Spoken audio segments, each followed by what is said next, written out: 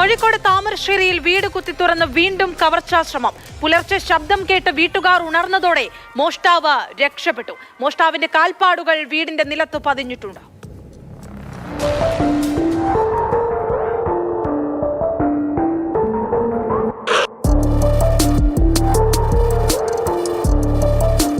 താമരശ്ശേരി കാരാടിയിലുള്ള മുനീറിന്റെ വീട്ടിൽ ഇന്ന് പുലർച്ചെ 3 മണിയോടെയാണ് കവർച്ചാശ്രമം നടന്നത്.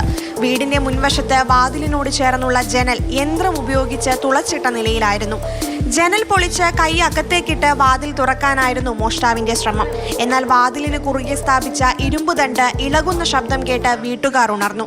വാതിൽ പരിശോധിച്ചെങ്കിലും അസ്വാഭാവികമായി ഒന്നും കാണാത്തതിനാൽ വീട്ടുകാർ വീണ്ടും കിടന്നു. കർട്ടന്റെ പിന്നിൽ തുളച്ചതിനാൽ അകത്തു നിന്ന് നോക്കിയപ്പോൾ ജനൽ തുളച്ചത് ആ സമയത്ത് ശ്രദ്ധയിൽപ്പെട്ടില്ലായിരുന്നു. എന്നാൽ രാവിലെ വാതിൽ തുറന്ന് പുറത്തിറങ്ങിയപ്പോഴാണ് ജനലുകൾ തുളച്ച നിലയിൽ കണ്ടത്. മാത്രമല്ല, അയൽപ്പക്കത്തെ വീട്ടുമുറ്റത്തെ കസേരയും ഇരുമ്പ് കമ്പിയും വീട്ടുവരാന്തയിൽ കണ്ടെത്തി. മോഷ്ടാവിന്റെ കാൽപ്പാടുകൾ വീടിന്റെ നിലത്ത് പതിഞ്ഞിട്ടുണ്ട്.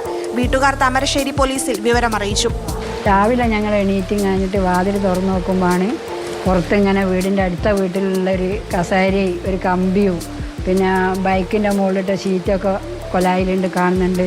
പിന്നെ എന്തെങ്കിലും ശേഷം കാണി നോക്കുമ്പോഴാണ് വാതിലൊക്കെ ഇങ്ങനെ പൊളിച്ച നിലയിൽ ഇങ്ങനെ പൊളിക്കാൻ വേണ്ടിയുള്ള പരിപാടിയാണ്. കഴിഞ്ഞ ആഴ്ച താമരശ്ശേരിയിലെ 4 വീടുകളിൽ കവർച്ചാശ്രമം നടന്നിരുന്നു. ഒരു വീട്ടിൽ നിന്ന് 8000 രൂപയും മറ്റൊരു വീട്ടിലെ ഫ്രിഡ്ജിൽ സൂക്ഷിച്ച ചോറും മീൻകറിയും അകത്താക്കി ചായ ഇട്ട് കുടിച്ച ശേഷമായിരുന്നു മോഷ്ടാക്കൾ സ്ഥലം വിട്ടത്.